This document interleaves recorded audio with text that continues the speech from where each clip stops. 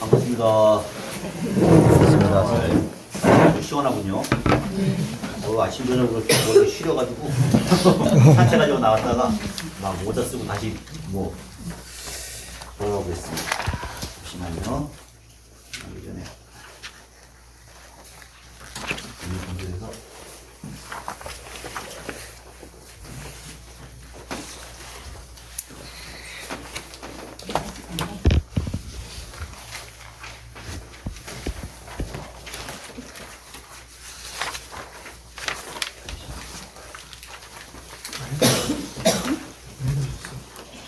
끝났어요?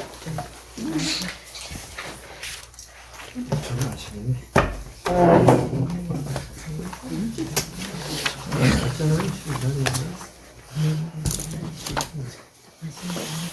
그 저번 시간에 이어서 정전 페이지를 보시면은 3페이지에 일단은 이와 같이 드러나니부터 시작하는 그 들어가는 부분에 들어가서 설명을 어느 정도 드렸고요. 오늘은 이제 3페이지 맨 위에 그때 세종께서 각대가 되어 가사 입고 바로 들고 사위대성 들어가셔 차례대로 탁발하고 본래오고 돌아오셔 갑자심을 마치셨다. 옷과 바루를 거두시고 발씻기를 마치시고 자리에 서서 앉으시니 이 부분인데요. 뭐 자세히 설명하면은 이거 자체도 한 글자 한 글자 내용이 많습니다. 뭐 갑대가 됐다라고 하면 우리가 사시기도의 유래를 아시죠? 네. 왜 사시기도라고 하냐면은 사시라고 하는 게 9시부터 이제 11시까지 그렇게 이제 기간이 되는 거예요. 이제 사위국 수라바스티라고 했죠? 네. 그 말의 이주가 이제 나중에 서울이 된다고 하는 그 어원이 됐다고 했죠? 수라바스티라고 하는 큰 성이 있고 그 성은 이제 큰 도시겠죠? 근데 그 도시 안에 이 지금 기수국이라고 하는 기원정사가 있는 게 아니고 부처님이 이제 계신 기원정사는 거리가 좀 약간 이제 떨어져서 이제 여기가 승원입니다. 승원 기원정사. 기원정사의 유래에 대해서는 이제 저번 시간에 말씀드렸고, 이 거리가 한 3km나 요새 하면 한 4km 정도 거리가 이제 떨어졌다고 합니다. 이 정도 거리가 사실은 뭐랄까요, 그 절의 위치로서는 상당히 이상적인 그거였던 것 같아요. 너무 도시에 가깝게 되면은 그 마을의 소음이라든가 뭐 여러 가지 이제 그쵸 시끄러운 일들이 생길 수가 있고, 또 너무 멀게 되면은 문제가 있습니다. 너무 멀고 너무 한적하면은, 왜냐면은 사시가 된다는 것은 9시부터 11시 사이가 되면은 이제 바루를 들고 공양을 이제 예전에는 탁발이에요. 절에서 이제 밥을 하는 거는 공양간이 있고 밥을 하고 막 찌개 끓이고 누룽지 먹고 이런 거는 이 중국에 넘어와가지고 그죠? 그 절 내에 공양간이라서 부엌이죠. 지금 여기도 이제 공양간인데 그 부엌이 있던 시스템이 그때 당시에는 없었어요.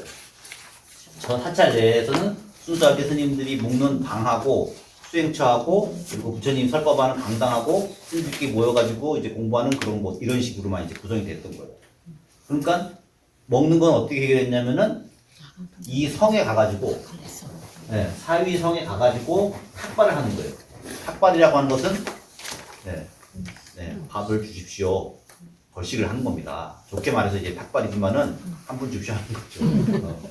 그렇게 해가지고 사실은 이게 유지가 된 거거든요.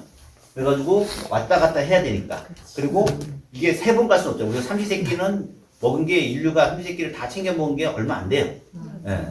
뭐 두 끼를 먹다든가 뭐 한 끼를 먹다든가 이런 식으로 했죠. 그 당시에는 이제 한 끼, 사시리에 한 끼를 먹게 딱 되어 있고 탁발을 들고 쫙 가는 겁니다. 근데 보세요. 그럼 이제 여기 가는데 이제 원칙이 있습니다. 그것도 이제 바루를 들고 부처님이 이제 바루를 딱 들고 순서를 맞춰가지고 그 논길을 따라서 부글부글 논길을 바퀴를 따라가지고 사이대서까지 딱 들어가는 겁니다. 그러면은 여기 보면은 1250인의 스님들이 비구들이 그 줄을 맞춰가지고 쫙 가는 거예요. 그 아침에 이제 안개도 제대로 이제 거치지 않는 그 길을 이제 걸어서 가게 되면은 이제 좀 뭐 1시간 정도 미리 가는 거겠죠. 9시부터 이제 가야 되는 거니까 그 전에 이제 한 8시나 7시 반쯤부터 이제 출발합니다. 그래가지고 이제 성을 이렇게 싹 돌면서 마을 돌면서 아마 이제 구역이 아마 정해졌을 거예요. 섹터가 오늘은 여기 저기 이런 식으로 한 번에 전체를 다 돌 수 없으니까. 그래가지고 이제 가사를 입고 옷을 챙겨 입고 이제 바루를 들고 갑니다. 근데 요새는 스님들 보면은 스님들 바루를 보신 적이 있나 모르겠는데 바루 공양이라고 해가지고 그릇이 4개가 있어요. 이렇게. 보여드렸나요? 예. 주지 스님이 보여주셨어요. 아, 주지스님이 보여줬구나. 이렇게 해가지고 이제 목바로 된 게 이게 좀 크고 그 다음 작고 이런 식으로 해가지고 착착착 접혀가지고 돼 있는 이 바루인데 엄청 비싸고 좋은 바루죠. 네. 근데 부처님 당시에는 이런 바루가 없었어요. 목바루 못 썼어요. 돌바루 아니면 뭐 쇠로 된 바루. 네. 엄청 무거웠을 거 아니겠어요. 그거를 들고 이제 가는 거. 그리고 4개 아니야. 어떻게 4개를 다 들고 가? 그렇죠. 하나 큰 거, 쇳대만한 거. 그걸 들고 가가지고 이제 하는 거예요. 원칙이 있어요. 공양을 다니는데 이것도 뭐 자기가 가고 싶은데 막 이렇게 가는 게 아니라 처음에 마을에 딱 들어서면은 7집을 가게 돼 있는 거예요. 7집. 밥 처음에 앉을 수 있잖아요. 그 다음 2번째 앉을 수 있잖아요. 네. 3번째 앉을 수도 있고 4번째 조금 받고 6번째 그래서 이걸 끝까지 내가 밥을 다 받겠다 이게 아니고 딱 7집만 정해져 있어요. 그래서 7집에서 못 받으면은 그냥 와야 돼. 네, 빈손으로 그냥 와야 돼. 그 규칙인 거예요. 그런데 그거가 정해지기 이전에는 왜 부처님이 그 법을 정했냐면은 이게 사실은 평등심을 위해서 그렇게 했다라고 얘기해요. 평등심. 왜냐면은 각자 이제 그 스님들이 딱 이제 뭐 줄을 이렇게 쫙 가지고 요새는 이제 남방 가면은 그 제가자들이 각자 자기네 문 앞에 다 이렇게 나와 있어요. 이렇게. 그래가지고 밥을 준비를 다 이렇게 준비해놓고 이제 신부가 이렇게 하나씩 퍼주가지고 하고 준비를 쫙 가거든요. 근데 이거는 이미 상당히 정착이 됐을 상태고 이 당시에는 그렇게까지 정착이 안 됐을 거 아니겠어요. 그러니까 이제 각자 이제 어떤 그 스님마다 섹스를 많아가지고 이제 이쪽 가고 이쪽에 갈 수 있게 된 거죠. 근데 예를 들어서 안한존자 같은 경우에는 우리 이제 경물 결집한 안한존자 같은 경우에는 사람이 참 착해. 사람이 참 샤프하고 똑똑하고 기억력도 좋고 그 캐릭터가 있어요. 특별한 캐릭터가 있어요. 그리고 대표적으로 가섭존자하고 약간 이제 대표되는 이제 그 대칭되는 캐릭터예요. 이분은 뭐 두타질이라고 그러잖아요. 두타. 저번에 두타가 뭐라고 했냐면은 금욕수행, 철저한 금욕수행. 먹는 것도 쬐끔 먹고, 그죠? 수행자가 그렇게 많이 먹어, 그죠? 그리고 자는 것도 뭐 이렇게 나무 막 이런 데서 이제 험하게서 이제 자는 거예요. 옷 입는 것도 좀 춥게 입고, 그죠? 그래가지고 철저하게, 그래서 막 옷, 왜 스님들 보면은 막 옷 떨어져가지고 막 괴 입고 막 그런 스타일의 어떤 검소하신 분인 거죠. 깐깐하겠죠. 근데 안한이라고 하는 분은 상당히 이제 샤프하고 똑똑하고 또 이제 잘생기고 인물도 좋고 그 당시에 그래서 보살님들이 인기가 좋았다고 합니다. 그리고 무엇보다 말을 잘했어. 네, 어디 가든 말을 잘하면 인기가 좋잖아요. 재밌게 법문도 하고 뭐 이런 스타일이고 가서 이분은 또 말을 별로 못하니까 여담일 때 굉장히 있는 내용이에요. 한 번은 가섭 스님이 이제 그 나중에 이제 비구니 승단이 또 있습니다. 비구 승단이 있고 비구니 여성 출가자 비구니라고 하는 승단에서 어떤 분이 이제 스님들이 번갈아 가면서 이렇게 법문을 오시거든요. 네. 그래가지고 이제 큰 스님들이 와가지고 법문을 해주기를 바라는데 안한 스님이 이번에 오신다 그러면은 비구니들이 다 좋아하시는 거야. 어디나 똑같아요. 그 당시에도 가섭 스님이 온다 그러면은 왜 오냐? 그 스님은 뭔 말을 하는지 그냥 알아들 수가 없어. 그냥 목소리도 안 들리고 뭐 그냥 그러니까 이제 좀 약간 나중에 이제 좀 그런 것들 때문에 트러블이 생기고 뭐 이런 것도 있었는데 그런 에피소드는 이제 나중에 말씀드리고 어쨌든 이제 캐릭터가 이제 대비적으로 많이 나와요. 그래서 두 분이 나중에 이렇게 조금 약간 이제 부처님 돌아가셨을 때도 승단을 어떻게 이끌어가야 되느냐에 대해 가지고 이제 알력 관계도 있어요. 근데 여기서도 이제 비슷한 상황이에요. 안한 스님은 부유한 동네에 가서 부유한 사람들한테 이렇게 그게 공양을 이제 받는 거예요. 가섭 스님은 좀 어떻게 생각하겠어요? 여러분 어떻게 생각해요? 부유한 집에 가가지고 잘 사는 집만 가가지고 공양을 한다. 어? 좋은 거만 맛있는 저 스님은 뭐 맛있는 것만 좋은 것만 받으려고 그런갑다. 뭐 이렇게 생각하셨잖아요. 근데 가난 스님의 의도는 가난한 스님들을 부담 주기 하니까 그 사람들도 사실 먹기 어려운데 그래서 부자한 사람들한테 이제 부담이 적은 사람들한테 공양을 얻자라고 하는 이 갸륵한 마음이 있는 거예요. 근데 가섭스님은 가난한 사람한테 먹고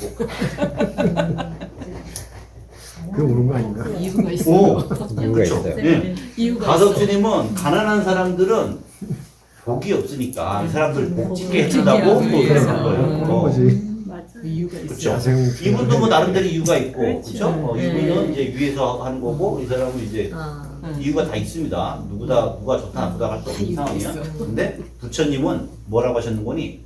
그거 니들 생각이고, 처음에 골목에 들었으면은 거기서부터 가난한 집이건 부자 집이건, 상관없이. 그렇지. 뭐 가난한 집 건너뛰고 뭐 부자 집 건너뛰고 이런 거 없이 그냥 쭉 받아라 7번. 그게 이제 평등심이다라고 하는 출가자는 그런 거를 가리는 게 일이 아니다. 그리고 밥은 반드시 주면 주는 대로 먹는 거예요. 하루에 이제 음식을 잡잖아요. 근데 절에 가면 우리가 알고 있잖아요. 절에 가면 채식을 해야 된다. 육식 안 된다. 근데 이거는 공양간을 이렇게 중국에 들어와서 공양간이라고 하는 어떤 이제 그 조립 공간이 절에 생기면서 만들어진 사실 규칙이에요. 왜냐면 절에 이미 들어왔는데 거기서 뭐 소잡고 밥 잡고 할 수가 없잖아요. 그러니까 채식만 하는 문화로 정착이 된 거예요. 근데 그 전에 바로 들고 가지고 한 푼 줍쇼 할 때는 주는데. 주는 대로 먹어야지. 네. 주면 주는 대로 먹는다. 이게 대원칙이거든요. 주는 대로. 왜? 거기에 자기의 어떠한 기호나 이런 거를 집어넣지 말라. 역시 이제 평등심인 거죠. 그리고 바로로 가가지고 우리가 밥을 달라고 하는 것 자체가 이미 엄청난 수행이라고 하는 거예요. 왜? 누구한테 가서 밥 하면은, 그죠? 아무래도 밥 좀, 이럴 줄 없잖아요. 감사합니다. 이러면서 받아야 되잖아요. 그죠? 그게 자기 자신의 이제 마음을 낮추게 한다. 네, 그걸 이제 우리 하심이라고 합니다. 물론 이제 이 전체 요 내용, 그러니까 우리 금강경의 전체 내용이 무아상이잖아요. 네. 자기의 아상, 나라고 하는 생각을 내려놓는다. 라고 하는 게 전체 큰 주제 중에 하나입니다. 그죠? 그래서 뭐 오늘 나올 거지만은 아상이나 분생각. 그래서 요거를 따르게 표현하면은 바로 공양에 이미 혹은 이제 그렇게 거시하는 것 자체가 이미 하심이라고 하는 의미가 있는 거예요. 하심, 마음을 낮춘다, 뭐 겸손하다 이런 의미가 있는 거죠. 참 좋은 말이잖아요. 네.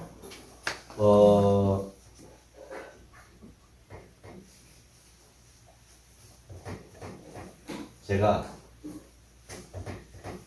하심과 얽힌 에피소드 출가를 하려고 언젠가 이제 마음을 먹었던 적이 있습니다. 십몇 년 전에. 그래서 어디를 출가를 할까? 그래서 저도 이제 고민을 했겠죠. 어떤 은사를 만날까? 어떤 사찰을 갈까? 그래서 고민을 하는데, 그래서 저도 이제 나름대로 저는 이제 절집하고 인연이 그 전에 없어가지고 절에 뭐 한 번도 가본 적도 없고, 저는 하다못해 법당에도 들어가 본 적이 없어요. 얼굴 그냥 찌우고 뭐하는데 이러지 본 적이 있어도. 그러니까 그 정도로 이제 문외한이었잖아요. 그러니까 절집의 문화라든가 이런 거에 대해서 전혀 이제 모르고, 물론 이제 책으로는 경전이라든가 이런 내용을 알기 때문에 하지만은 실질적으로 절 문화 혹은 뭐 절 생활, 스님들의 어떤 이런 거에 대해 전혀 이제 모르는 상태였죠. 그런 상태에서 어디 가서 출가를 해야 되나 이런 고민을 했죠. 그러는 와중에 이제 여러 가지 책이라든가 이런 걸 참고할 때 됐는데 이런 조언을 들었습니다. 우리나라에서 큰 사찰 있잖아요. 삼보 사찰. 네. 삼보 왜 불법 승이 삼보지 않습니까? 그러면은 불보에 해당하는 게 해인사. 해인사. 아니 저기 통도사. 통도사. 네. 통도사가 거기 이제 진신사리가 모셨다 해서 통도사. 그 다음에 법은 해인사. 그 법보 사찰은 해인사. 네. 거기에 할만 대장경이 있기 때문에 해인사.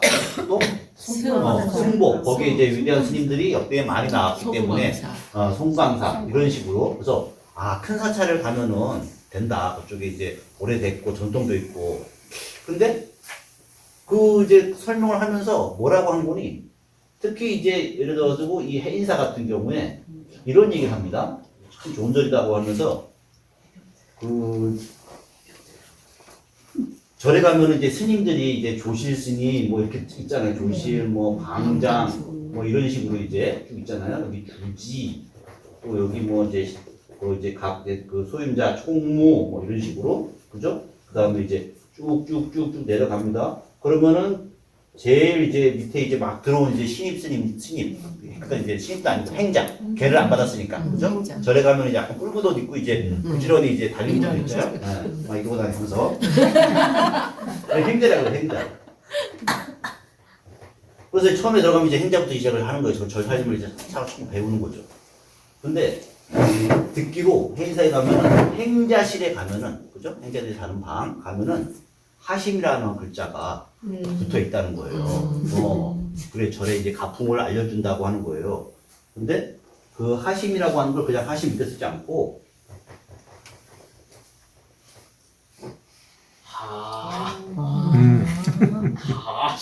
하심이란 말이 그 글자가 딱 있다고 이렇게.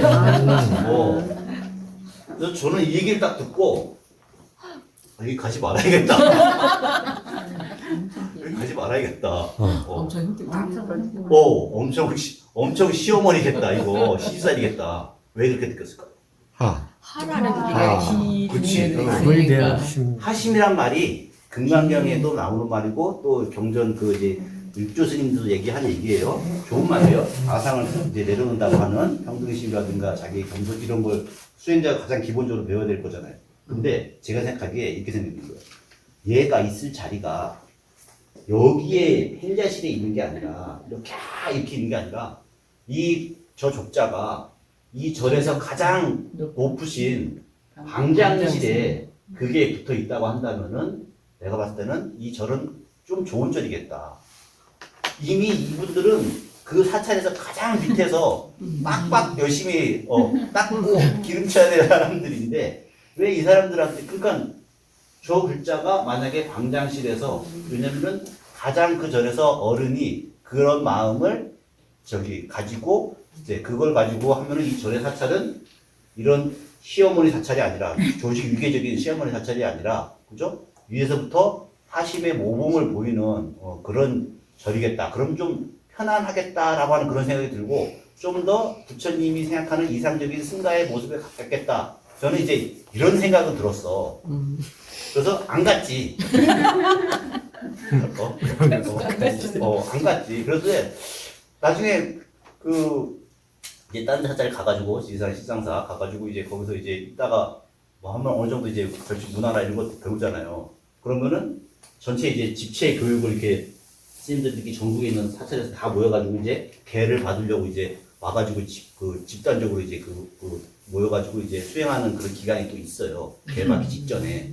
그걸 이제 수계살림이라고 하거든요. 개를 받기 전에 이제 모여가지고 수계살림이라고 하는 걸 하는데 거기 보면은 전국에 뭐 송도사 행자, 송광사 행자, 해인사 행자 다 오잖아요. 딱 보니까 행자들은 다 군인이야.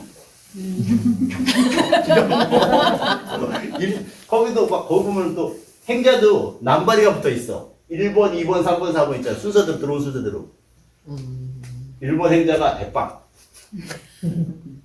2번 행자 막 촉촉촉촉 하는 거야. 그래서 맞죠. 그래서 그때 그 절집문을 하면서 제가 생각한 게 대충은 이제 대충 맞는 거잖아요.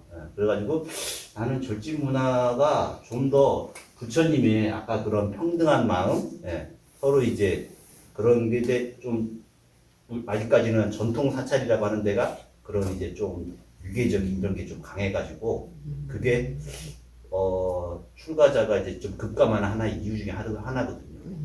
요새 사람들은 좀 그렇게 좀 자유롭고 좀 이런 분위기 이런 거에 좀 익숙한데 갑자기 그런 사람들을 갑자기 여기 첩첩이 시어머니 시누이 있는 곳에서 살려고 하면은 상당한 이제 그런 게 이제 필요한 건데 어쨌든 그래서 하심이라고 하는 말 자체가 좋지만 그 말이 있어야 될 자리가 어디에야 되느냐 아무리 좋은 말이라고 할지라도 적당한 자리에 있으면 좋겠다. 그래서 저는 좀 약간 그런 생각이 들어서 부담스죠 이렇게 말씀드렸고요.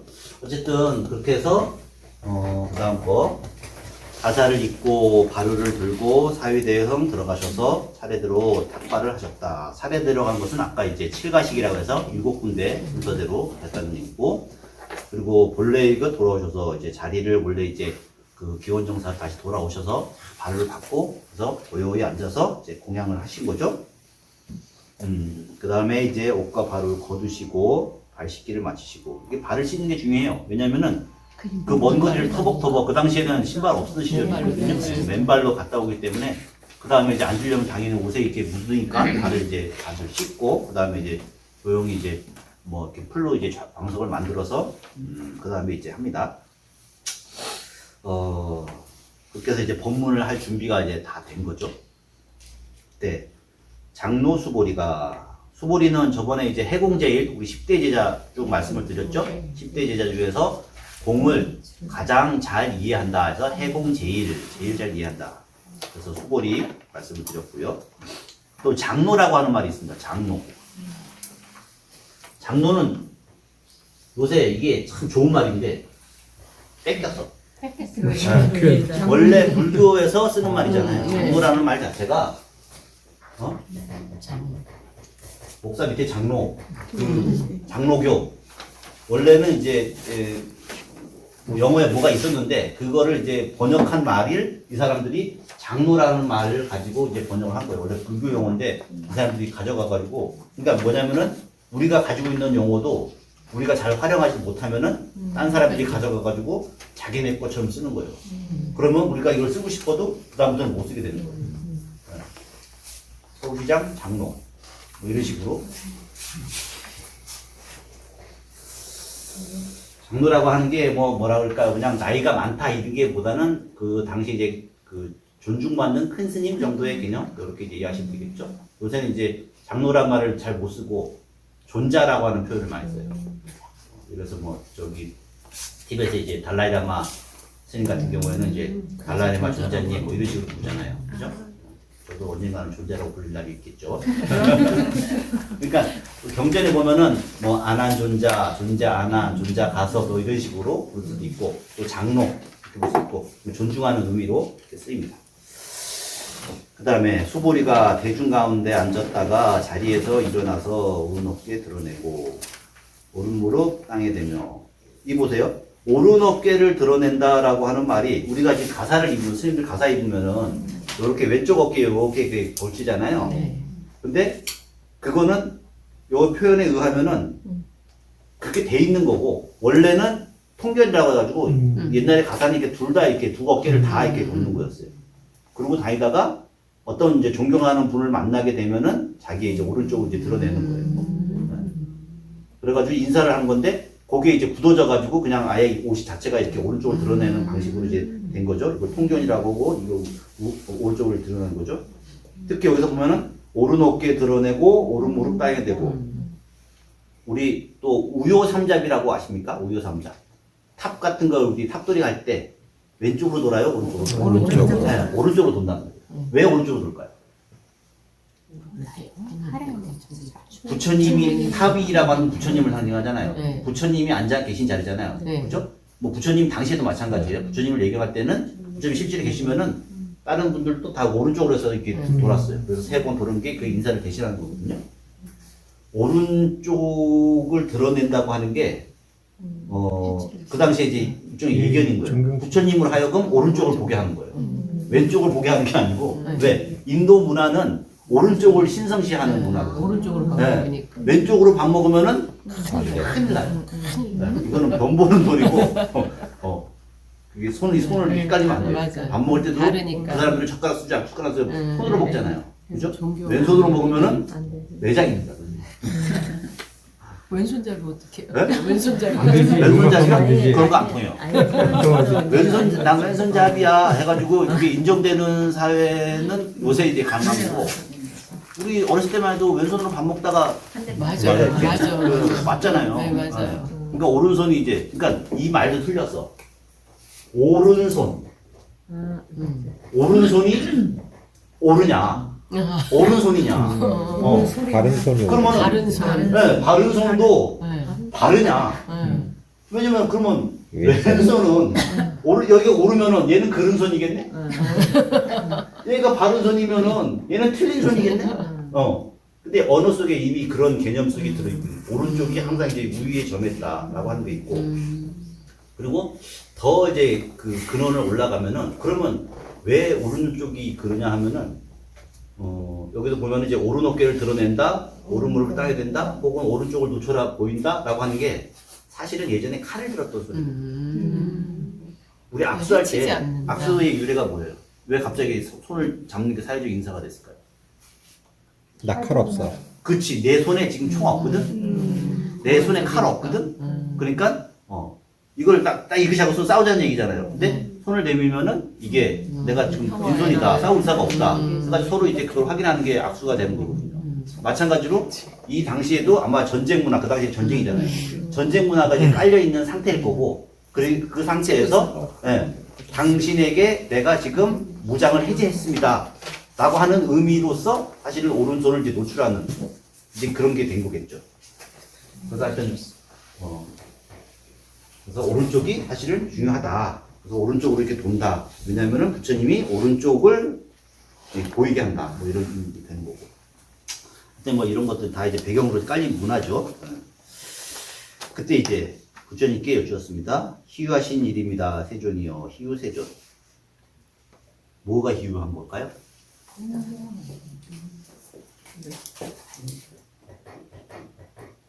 희유. 희유는 이제 드물자, 드물다는 거죠. 참 드물게 있습니다. 아주 뭐라 영어로 하면 유니크한 사태입니다. 이런 게 있죠. 두 번 다시 볼 수 없는 아주 특별한 경우입니다. 이런 의미예요. 희유세존이라고 하는 게. 근데 뭐가 희유한 걸까요?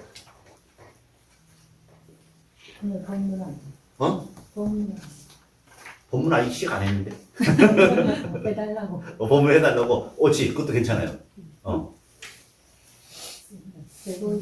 네, 이제 법문을 해주시기 위해서, 그죠?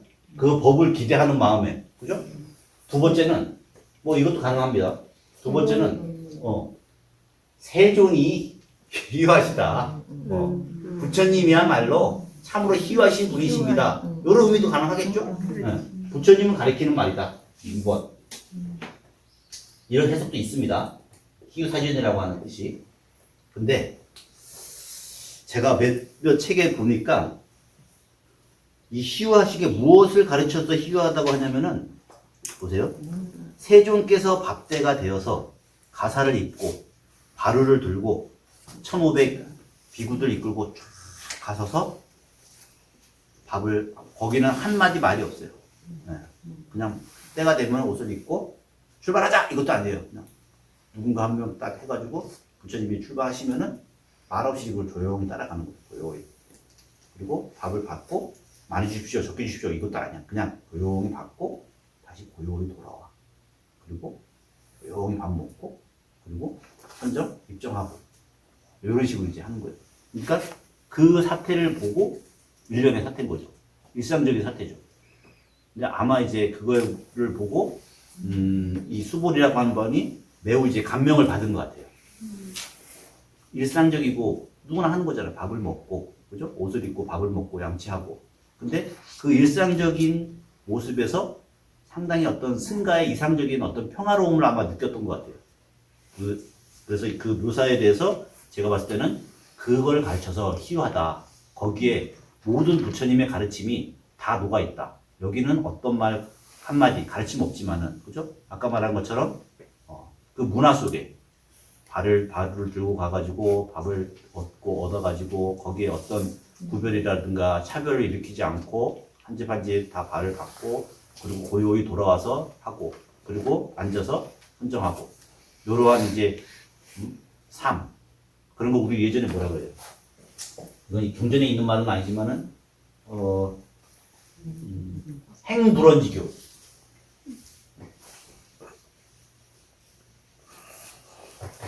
행불언지교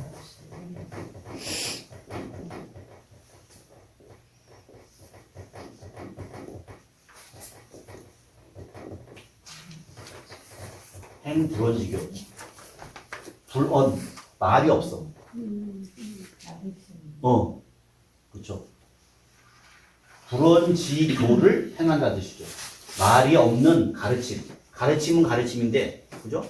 직접 당신께서 모범을 보이셔가지고 이거 해라 저거 해라 이렇게 해야 돼 저렇게 해야 돼 좋은 말씀만 하시는 게 아니라 당신께서 직접 보신 거예요. 근데 생각해보면은 이 사태는 매우 좀 약간 신기한 사태예요. 특별한 사태? 사실 잘 없어요. 보세요. 거대한 승단을 이끌고 거대한 승원을 가지고 있고 그죠? 거대한 종교단체를 가진 거기에 교주잖아요. 그죠? 강력한 세력을 가지고 있고 왕보다 위세가 더 왕의 직접 존경을 받고 왕의 스승으로서 이제 대접을 받을 뿐이니까 그러면은 앉아가지고 밥 가져와라. 아무 말 없이 그냥 요새 같으면 어때요? 그냥 앉아있으면 막 가져와요. 그쵸. 네, 그것도 제일 좋은 것만 골라서 가져오겠죠. 네. 요새 느낌이라고 한다면은, 그죠? 차도 제일 좋은 차 타겠죠. 교주들이 하고 차 타는 뭐 이렇게 막, 이렇게 번쩍번쩍한 거, 이렇게 산바리처럼 막 그 뭐 이런 거 있잖아요. 이런 거 나오면 알겠죠. 네? 근데 부처님은 똑같이 바로 들고 앞장서서 갔다 오시고 일곱지 자기가 당신께서 정하신 그 규칙대로 당신도 같이 지키고 같이 하는 거예요. 그러니까 사람들이 거기서 이제 사실 감명을 받는 거예요. 왜냐면은 그 당시는 요새는 그나마 평등사회라고 하는 게 일반적인 상식이 됐지만은 그 당시에는 이미 엄청난 계급 사회잖아요. 부처님은 왕자 출신이고 게다가 그죠? 혈통이 좋은 사람은 그 하인들하고는 말도 안 썼거든요. 네. 너 나 쳐다봐? 그러면은 이놈 새끼하고 이럴 수도 있는 이래도 타치가 없는 그런 사회였는데 부처님은 그 상식 자체를 깨는 거예요. 아무리 종교 단체라고 해도 이제 그런 것들을 보고 아마 이제 부처님이 가지고 있는 평등심이라고 하는 게 말로만 니들 잘해라 라가 아니라 같이 이제 한다고 하는 그런 거에 대해서 아마 깊은 감명을 받았다. 그래서 이제 우리 교재도 뭐 행불원지교 얘기가 있긴 한데 방금 그거에 대해서 희화신 일입니다라고 이제 하면서 이제 질문을 이제 그렇게 시작을 한 것 같아요. 매우 이제 어떻게 보면 이제 감동적인 상황인 거고요. 세존이시여, 열애께서는 모든 보살을 보호하고 모든 보살 격려하기를 잘하시니. 제가 이제 어떤 말을 번역을 한 거냐면은 선호념 제보살, 선부촉 제보살. 원문은 이제 호념.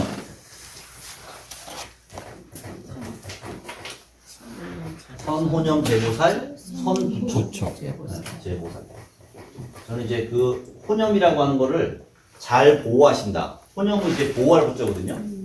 어떤 사람을 우리 어린 아이들을 생각하면은 얘네가 다치지 않게, 위험하지 않게, 그죠? 잘 보호하고 계속 신경을 쓰고 있어야 되잖아요. 걔가 뭐 다칠 수도 있고 뭐 이렇게 넘어질 수도 있고 하잖아요. 그런 걸 얘기하는 거예요. 호념. 부처님은 우리 보살들을 잘 그렇게 걱정하고 염려하고 계신다. 이런 의미고, 부촉이라고 하는 말은, 부촉은, 뭐랄까요. 여기서 이제 격려한다고 했는데, 적절한 말이 이제 우리말로 생각이 안 나서, 격려의 의미도 있고, 지지한다. 부촉한다라고 하는 것은 내가 너희들에게 나의 비즈니스, 나의 과업을 너희들에게 맡기겠다. 이런 의미가 있거든요. 이게 역사적으로 이제 어떤 의미가 있냐면은 지금 대승경전이라고 하는 게 출발합니다. 기원 후 1세기. 역사적으로 기원 후 1세기 정도에 출발을 하는데 그 전까지는 우리가 이제 부처님 돌아가시고 나서 한 600년, 500년 정도 지난 시간이에요. 그 당시는 우리가 이제 부파불교시다라고 했잖아요. 부파. 각 여러 부파가 나눠져 가지고 각자 다 자기들만의 어떤 이론들을 이제 부처님의 말씀이 이런 거야 라고 하면서 그렇게 각자 다른 이론들을 이제 정립을 하거든 시대예요. 물론 이제 그 자체가 나쁘진 않아요. 왜? 그런 과정이 필요한 거예요. 부처님이 말씀하신 것이 체계적으로 정리가 돼야 되고 그 개념들이라든가 이런 것들도 좀 정리가 돼야 되고 물론 이제 그 과정에서 뭐 새로 생각이 다를 수 있고 해석이 다를 수 있지만은 그것도 이제 다 정리가 필요한 거니까요. 이 부파불교를 넘어서면서 어느 시점에 가가지고 기존의 불교 방식을 비판하면서 새로운 불교 운동, 종교개혁 운동이에요, 사실. 대승불교라고 하는 게 우리가 종교개혁이라고 하는 게 그 서양에서는 16세기 뭐 15세기 16세기 정도에 보면은 뭐 뭐라 그래 루터라든가 뭐 찌빙글리라든가 루터 또 칼뱅 이런 사람들이 기존의 천주교 로마 이제 교황이 주도하고 있는 캐톨릭에 대해서 반대해가지고 이 사람들이 부패가 많고 하니까 그리고 종교 정신을 많이 어글렸다 해가지고 이제 그 원래의 기독교 정신으로 돌아가자라고 해가지고 종교혁명을 일으키는 게 우리가 보통 이걸 이제 그 다음부터 이제 개신교라고 그러잖아요. 개신교. 구분은 어떻게 하냐면은 우리나라로 보면은 천주교는 성당이라 그러고 그죠? 네. 그리고 성당에 계신 목사 아니 저기 신부님. 네. 얘네들은 이제 기존에 이제 로마 이제 교황이 있고요 이런 식으로. 네. 그리고 이 양반들은 교회, 목사 다 이제 기독교죠? 네. 기독교 이제 그 예수를 이제 교주를 하고 있죠. 교회. 요런 방식대로 사실은 이것도 뭐예요? 기존의 어떤 그런 종교 행태에 대해서 원래의 성경의 정신으로 돌아가자. 원래 예수의 정신으로 돌아가자라고 하는 그 운동이 사실은 일어났단 말이에요. 그죠? 물론 이제 그거는 상당히 유혈 사태로서 일어나거든요. 예전에 나중에 보면 이제 유군어 전쟁, 뭐 백년 전쟁 다 이런 것이 결국은 종교 같은 그 기독교 내에서 세력 다툼 뭐 이런 다툼으로 이제 번져가지고 유럽이 이제 큰 이제 전쟁 많이 겪는 거거든요. 근데 뭐 물론 이제 불교는 그런 거 없습니다. 그러니까 대승불교 운동은 일종의 종교개혁 운동이다. 그래서 부처님 당시의 원래의 그 정신으로 다시 돌아가자라고 하는 원래 가지고 있는 어떠한 평등성 뭐 이런 거로 하는 그런 정신들이 돌아가자. 그리고 대중불교 그러니까 이제 특정한 어떠한 수행자들만 스님들만 승가만 아라한만 수행하는 게 아니고 모든 구원의 대상은 일반 대중들이다. 라고 하는 이제 그런 이제 의식이 있고 그래서 대중들이 구원의 대상이고 그분들이 이제 어떤 이제 이분들도 수행의 어떤 대열에 이제 동조를 해야 된다 이런 거죠. 그거를 우리가 이제 보면은 보살운동이라고 해요. 그러니까 대승불교는 보살이라고 하는 개념을 중심 삼아가지고 일으킨 종교개혁 운동이다. 이렇게 생각하시면 되죠. 근데 이 부분은 뭐냐면은 단순히 열애께서는 모든 보살들을 잘 보호하시고 잘 격려하십니다. 부축하십니다. 이런 차원의 얘기가 아니고 이 대승불교 운동이 지금 일어나고 있는데 그 대승불교 운동을 우리 부처님께서 잘 지금 지지하고 계시고 격려하고 계시고 부추고 계시다. 그래서 앞으로의 미래 불교는 우리 보살을 대승불교가 지금 맡으라라고 지금 얘기하시는 거다. 이런 거죠. 그러니까 금강경이라고 하는 게 대승불교의 초기에 지금 1세기 때 출현을 한 거예요. 대승불교가 사실은 물론 약간 시대적으로 앞서긴 하는데 어쨌든 이 대승불교 운동이 시작하면서 가장 이제 기점이 되는 경전이다. 물론 그 후에도 뭐 많은 경전이 있다고 하지만은 우리가 그래서 뭐 대승경전이 600권부가 있는데 577권에서 577번째 이루어졌다는 얘기가 아니라 사실은 가장 초기 때 대승불교의 그걸 우리가 뭐라고 해요? 매니페스토라고 그러잖아요. 매니페스토. 선언문. 대승불교의 사상을 선언한 선언문. 이런 식으로 이제 얘기를 하는 거예요. 뭐 보면은 뭐라 그래? 뭐 인간의 무슨 뭐 자유와 평화를 위한 선언문 뭐 이런 거 있잖아요. 그렇죠. 기본 정신을 거기다 이제 집어넣는 거잖아요. 그런 거랑 똑같은 방식인 거죠. 그래서 그 역사적인 상황을 여기다 지금 집어넣기 위해 가지고 여러분께서는 우리가 지금 펼치고 있는 대승불교 운동, 보살 운동을 잘 지시하시고 잘 격려해 주십니다. 라고 하니까 맞다. 이제 그래서 이제 활약을 하는 거예요. 그러면서 질문하기를 여래께서는 모든 보살 보호하고 모든 보살 격려하기를 잘 하시는데 선남자 선여인이 안욕따라 삼보리심을 일으키면 이제 안욕따라 삼보리심 어떠하게 머무르며 어떠하게 그 마음을 한국받아 가오리까. 한참 지났어. 뭐야 벌써 15분. 10분만 쉬고 가겠습니다.